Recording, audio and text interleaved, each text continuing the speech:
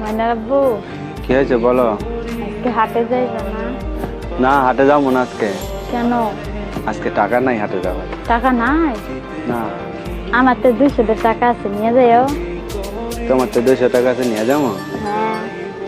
তাহলে তোমার তো হাত খালি হয়ে যাবে না। হোক গা, আবার গুছামু। হাটেতে কি আনতে হবে? তরকারি আনা লাগবে। আর কিছু না? না, আর তেল মেলা আছে।